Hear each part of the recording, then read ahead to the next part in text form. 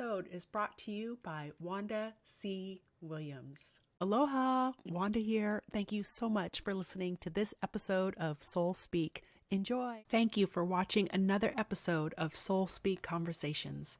In this series, I interview extraordinary mamas. What do I mean by extraordinary? Well, the dictionary defines extraordinary as remarkable, unusually great. And yes, I believe every mama is extraordinary. Every mama, whether by childbirth, adoption, or natural caregiving tendencies, is extraordinary.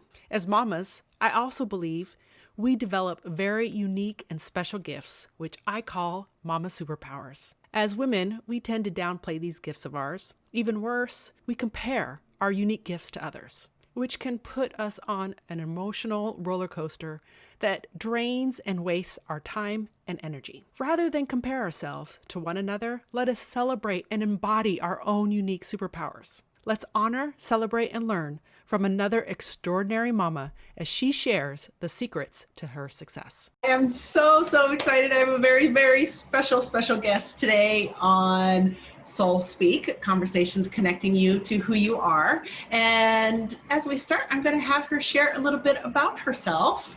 Please share your name, how many children you have, where you're from, you're in the beautiful sun, and if you could be one of the seven dwarfs, Snow White's seven dwarfs, which one would you be? My name is Megan Davis. I have two daughters. I am in the beautiful sun in Western Washington, and if I'd have had a brain, I would have turned it around. You guys could have seen the silhouettes of the trees as the sun goes down behind them, but then you wouldn't be able to see me. So this might be better. If I could be one of the seven dwarfs, it would be somebody different every day. Today I would have been sleepy or dopey. The day before yesterday I was definitely grumpy. Sometimes I'm a little sneezy. I don't know when I'm ever Doc. Those are the only ones I can remember right now. All right, bashful. Are you ever bashful? And happy? Oh, yeah. Oh yeah. When I get happy, sometimes I'm happy. Yeah. I don't know. Yes. All of them. Fantastic. All of them, I'm sure. Wonderful. So, Megan, I would love to know, what is your greatest mama superpower? I think my greatest mama superpower for one of my daughters is to hold still until she's ready to talk to me. Ooh. And then when she's ready to talk to me, to keep holding still so she can talk. Okay. And the greatest mama superpower for the other daughter is to listen as long as she needs me to, and to let her talk about things that are not entirely in my wheelhouse or in my comfort zone, and to also let her best friend be her husband and not me. Wow. Oh my gosh, so much wisdom and insight in both of those superpowers. And what I love is that you recognize it's different for each child. Yeah. How Definitely. Uniquely special. Ooh, I love it. All right, so let's dive in.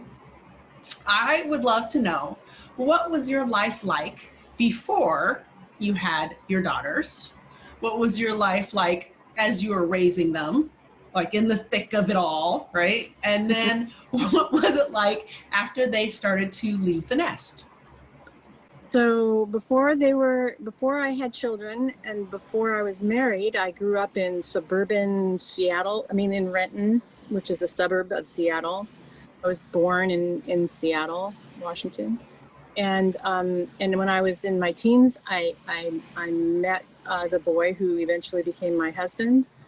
And he was still a boy when I married him, and I was just a girl at the time.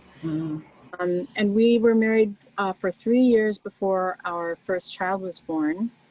I was 23 when she was born, and I would have happily given myself a little bit more time, but he had health issues, and he just came to me one day and he said, "I'm going to get old, and I want to have kids before I want them to be like growing up and before I'm old." And so I said, "Well, 6 months and all that, well, we lasted 5, that's another whole different story." So we were poor. We both had gone to college and didn't finish it because we had to have insurance coverage because of his health issues. So I went to work full time instead of finishing my degree at that point, and I never got that finished until after the turn of the century. So we didn't have much money between the two of us. We kind of scraped together a living, and then our daughter was born, and we were still scraping together a living. And then we moved down to Olympia because we were completely crazy and lived with a couple of other couples in a pasture with mobile homes and tried to be hippies decades late. That was interesting. And then, it's like more health issues, and it was time for us to move into town. And we started kind of living like regular folks in a regular house with, regular things to do. And when our second daughter was born, our first daughter was 5.5, a little more than 5.5, almost ready for kindergarten, pretty much knew everything. Pretty much. She was 6 before she turned 6, actually. 6-year-olds are like that, I've been told. And during that time when the second baby was coming, we came to understand that my husband had HIV. And that was because he'd been treated for hemophilia with blood products that were infected with HIV. So we didn't know how long he was going to be healthy or how long he was going to live or anything. So when we were in the thick of raising our children, we were in the thick of it that way. It was really good for us. And it actually sounds hilarious to me when I say it, but it was really good for us that when the oldest was 3, we both started recovering in Alcoholics Anonymous and Al-Anon, because we had some really important learnings under our belt 3 years later when we had to face the HIV infection. I never seroconverted, and neither of the girls did either as a result. And people who know what I'm talking about are going to say that wasn't quite right, but I apologize to you all, for not being perfectly accurate there. And he lived until 2005. So he was there to raise the oldest girl all the way until she was finished with, she had moved on to graduate school, finished her college degree. He was there when she graduated, and she had moved on to grad school, and he went there with her and got her settled in at the beginning of that process. And almost the end of the younger girl's senior year. Okay. So, wow. And during the course of, during those years, he was able to come out about his HIV and become an activist locally here, and also in the national hemophilia community. And I was also out and active, and it kept me safer than I would have been otherwise. So, and then when they left the nest, the oldest girl went off to college, and we just moped. And her sister was like, "What is the matter with you people?" And we were like, "Ma." One is gone. There's a cartoon that does that, or something like that, So we were just sad and mopey, and oh my goodness, and we couldn't live without her, so we had to fly her out for Thanksgiving, and it was just like from New York. I mean, to tell you. But after the first few months, we kind of got a little bit used to it, and then the big adventure of his final illness sort of started and took over at that point pretty soon in there. And when the younger girl went off to college after he had died, and I was truly an empty nester, I was a widow with an empty nest, she would call me 4 times a day. Wow. So that was like nothing like my experience. I had never known anybody who had a kid who did that until after she started doing that. And then I found some other people who had that same experience. And it's like, I missed her, but I didn't miss her quite the same as I would have if she hadn't called me 4 times a day. So that's a nutshell. Okay. So you have had quite a journey and experience of ups and downs. You shared a little bit that you did sort of experience empty nest syndrome, right? Yeah, I mean, what am I going to say? When after Rich died and it was just me, I remembered how hard it had been when Gwen moved out. So we had that when she moved out, but we still Right. had the fledgling in the nest then. And I just remembered, it's different every time. I think every kid that flies is probably different for every parent family too. But my job was to get myself through that time. There was so much to go through at that point. It was like, Georgia going off to college was just one thing. And there were all these other things. There was work that had to change, and, I had lost my husband, and I had to figure out if I was going to still be able to live here. And there was just like so many things. So it's just like, keep the boat steady, keep the boat steady, Okay. keep the boat steady. Right. So the powerful message, right? Especially when sometimes, ironically, right, when it comes time to let our babies fly, right? It coincides with all these other events in our lives. Like, why is menopause anywhere in that scenario? I want to know. I mean, Well, couldn't that come years and years later? Right, actually, and that I had that with the second one too, and I was like, whatever. Yeah, I mean, so many things. I mean, then in some stories, it could be having to take care of your parents or moving job things. So it is nice to hear that we can take it one day at a time, right? Yeah, That there are so many examples of how we can move forward. Yeah, and it's never just one thing. If you try and think of a situation in my life, if I try and think of a situation in my life where it was just one big thing and I got to deal with that for 2 weeks. Yeah. Forget it. Yeah. It's just all the time braiding, I think. That is true. Life is like, even right now, right, with COVID-19, it is quite challenging, but at the same time, I find myself to be so optimistic and positive about the experiences I've been able to have, because now I can access people, right? I've met people all over the world because they're stuck at home that I may not have been able to meet otherwise. That's right. Well, I mean, it's like making lemonade, and boy, I mean, people really are. And at the same time, I've heard you, going, oh gosh, this is a hard day. Yes, absolutely.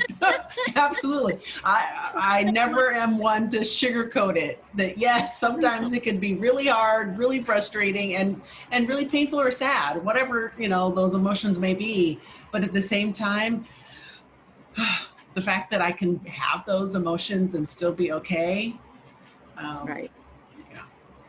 Yeah, there's so much going on. There's so much going on. I mean, and I told you, when I wrote to you, I said, Wanda, I'm going to forget to say this. I'm going to forget to say this. We raised our kids, 2 little white girls in the white suburbs of Thurston County, 2 white people who got where we got because we were white, even though we didn't have degrees until after 2000. And, he never had time. He never did have time to do that. But, we lived a life of privilege, and I'm aware of that. And my phone's ringing, but that's okay. It can just ring. Okay. But I was certainly not aware of it, even in the sort of rudimentary beginning to have my eyes open and my heart open way that I am now at the time. Mm-hmm. It's obvious to me because a lot of things weren't obvious to me. But that's part of what's happening now. Yes. There are certain, even for myself, right? I'm realizing like, oh my gosh, I've been blind or just ignorant, or I can't even think of the words of my own reaction to things, but now we're captive, right? We're seeing so much more of it. And even in those instances of despair and sadness or anger or whatever it may be, when I take a moment and I'm still enough, I recognize that there is still the choice, right? There's still the choice that I can connect with people that I care about, no matter what color their skin is, that I know we have a connection, and that's what's most important, not these sort of fly by the moment instances that we see that can be so painful, that seem to overshadow the love and connection and the peace and the harmony that the most of us want and can have. Mm-hmm. So thank you for remembering that Yeah. point. I had completely forgotten about it. I sent it to you. I sent it, folks. I You sent did?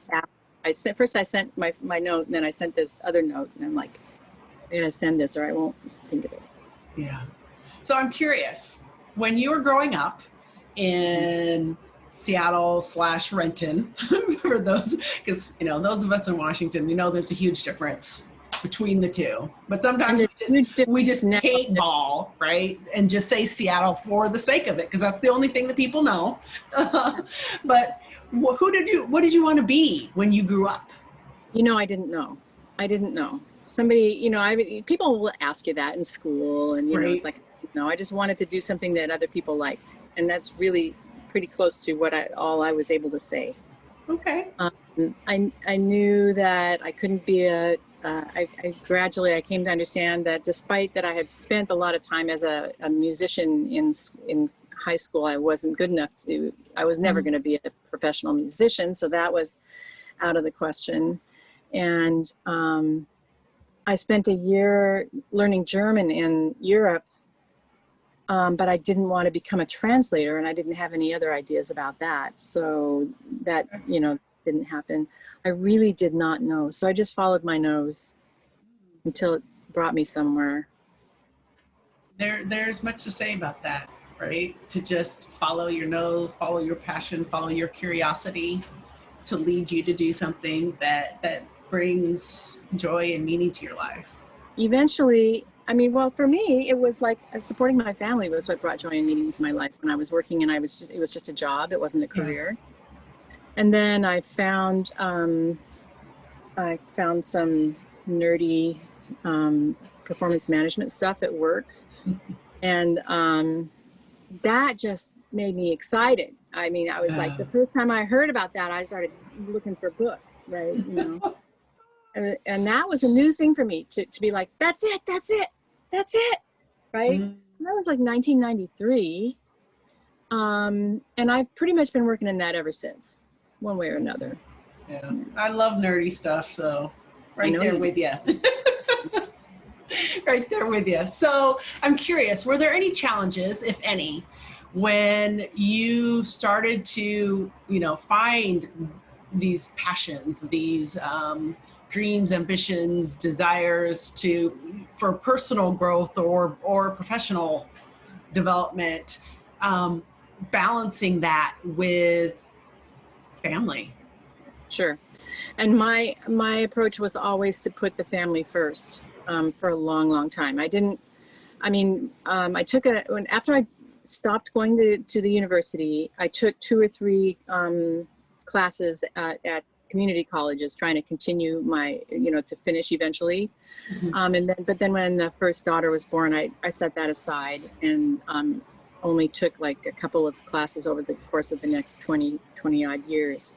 And so I was not going back to school until it was like a must-do kind of a thing right around the year 2000, because of the employment situation I was in. I basically felt that if I was going to keep my dream job, or if I was going to get another dream job back, I guess that's how it went, I was going to have a degree. So I finished it over the course of several years. And so, yeah, I put off school because I didn't think that I was going to be able to be the parent that I wanted to be, or the partner that I wanted to be, if I was also going to be the student that I wanted to be and the employee that I wanted to be. I didn't think I could do full-time on all of those fronts. Okay. So, and also I do think that some of the health and I guess I'll just call them health issues that that our family faced were serious enough, so they required some attention. You know, Rich was a wonderful partner, but he wasn't always mobile. There would be times when having hemophilia meant that he had a sprained ankle or the equivalent of that.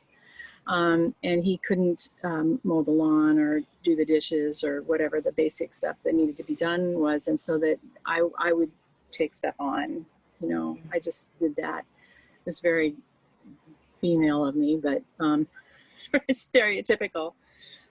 But that's what I did. So I put off some of the other stuff until the kids were old enough to take care of themselves. And he was very supportive, even though he was quite sick when I went to school.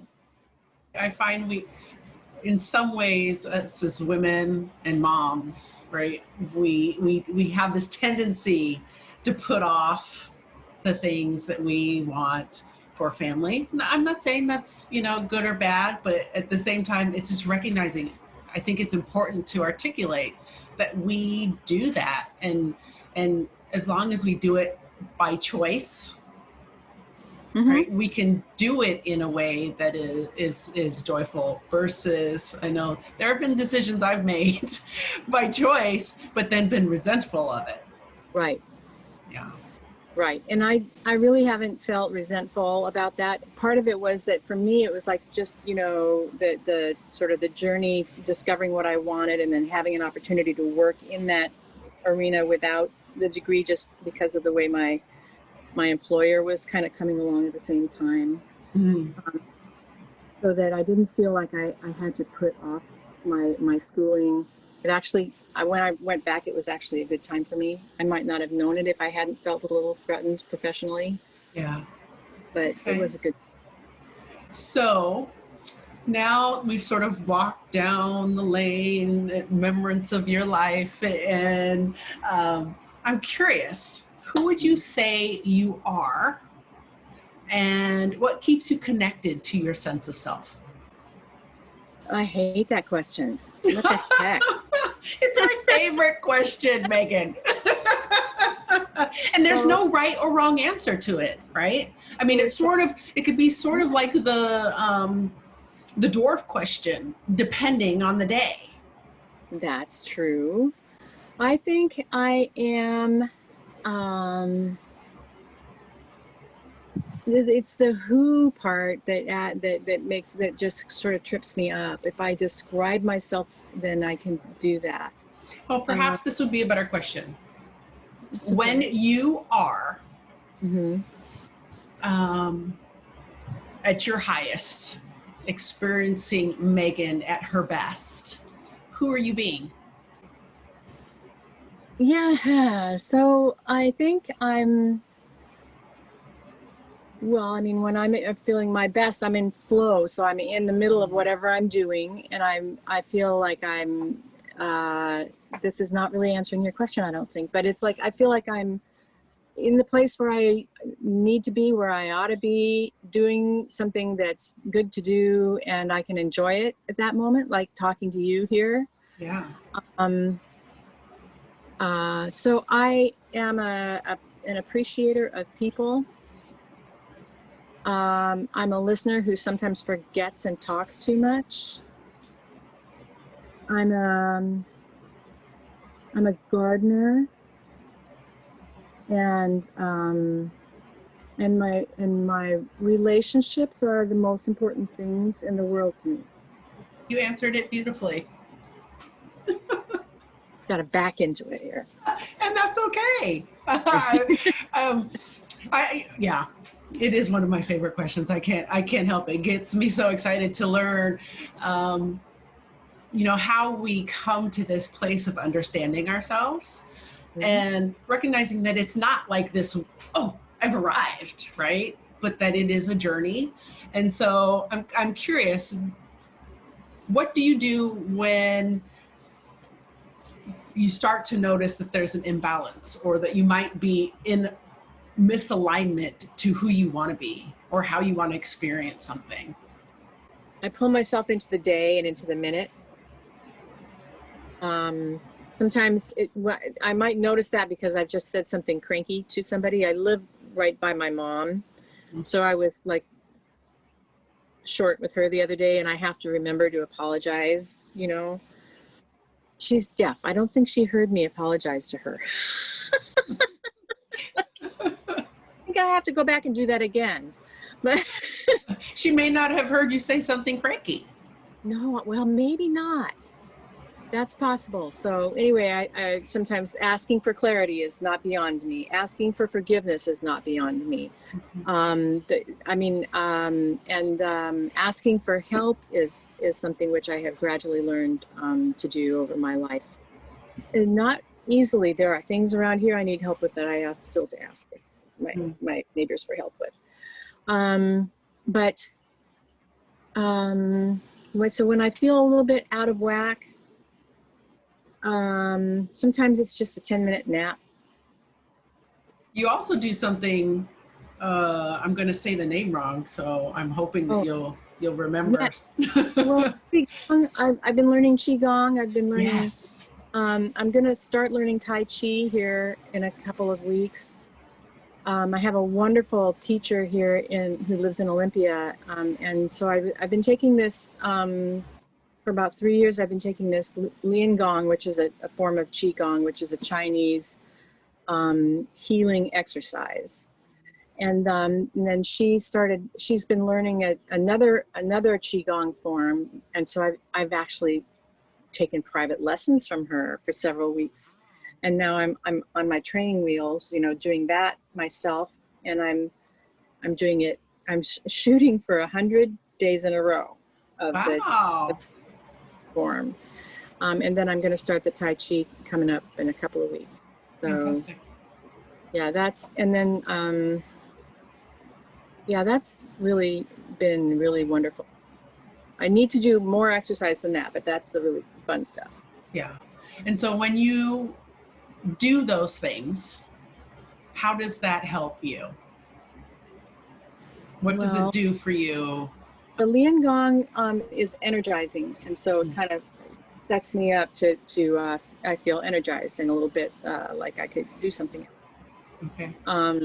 And the 5 elements is just it's not energizing, but it doesn't put me to sleep either. So doing that makes me hopeful because I'm doing it for my own long-term health, and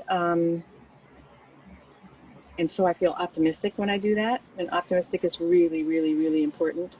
Optimistic and curious; those are the ones we've talked about, you and I. Yes. Yeah. And so the 5 elements helps me with optimism, and it's also giving me a chance to set a goal and then work toward it.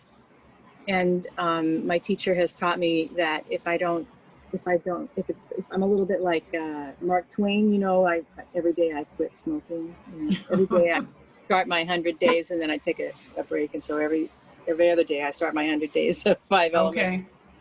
Okay. But whatever, I can start as many times as I want to. You know? can. And I can still get to it. So. Fantastic. All right. What is the number one life lesson that you would share with a new mom?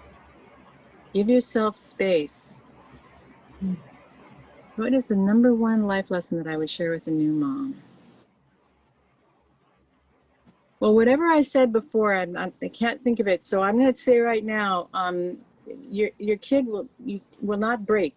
Don't be afraid of your baby. And also remember, please, that the baby is not you. Baby is not you. Okay. So not easily breakable. You can make a mistake, but remember, different than you. And I actually think that's exactly what you shared. Might be, yeah. Right. So discover this person, and she will discover herself as she grows and grows up, and that's something for you to accompany her along. Oh, I love that. That is so beautiful.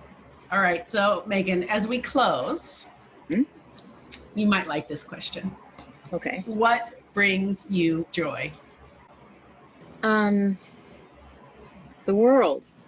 Yes. What about the world? Anything special? Yeah, I like the growy parts of the world. I like the critters and the people and the plants. And there's an airplane I can see from here. I think the airplane's cool, but if there was never an airplane, it would be a problem for me. I have a friend who's like a car guy, right? Oh. And an airplane guy. And if there were no cars and airplanes, I don't know, he would be a sad. I like the natural world. Okay. And not too wild, please. I'm not going to go climb mountains. Oh, okay. Not Nice, too soft, wild. Nice, Western soft, Washington. gentle. Okay. So you wouldn't go up Haleakala with me and then ride a dirt bike down the volcano. No dirt bikes downhill. Okay. Well, I'll just send pictures. Yeah. You gonna take a GoPro? I actually did. Oh. We did it a couple of years. I don't think I've shared it with anybody but family. Okay. But yeah, I've done it and it's gorgeous. It was gorgeous. It was gorgeous. Yeah. A lot of fun. Well worth getting up at like 1 o'clock in the morning to get up there in the freezing cold to watch the sun rise. It was amazing. It's the downhill bike thing that I wouldn't do. Oh, that was like the best part. Yeah. That was like the best part. I couldn't go fast enough. Oh my God, how cool. Yeah. Well, fantastic, Megan. I am so glad to have had this conversation with you. Just thought I'd ask, is there anything else you'd want to share? Well, I think maybe you and I talked about it earlier. It's like, if you're really sad about being an empty nester, that's okay. But give yourself a chance to see that maybe something else is coming after that. Yeah. Beautiful. Yes. Very true. For me, optimism and curiosity are the two words. I have a little green glass stone. Some days it means optimism and some days it means curiosity. On the day when I'm not optimistic, I need to be curious. Beautiful. On the day when I'm curious, I need to be optimistic. Yeah. We need a little of both right now, right? Yeah. In this world, we need a little bit of both. Well, thank you so much, Megan. I can't wait. Your story is so inspiring and you are so inspiring. Thank you. It's been fun. Thank you.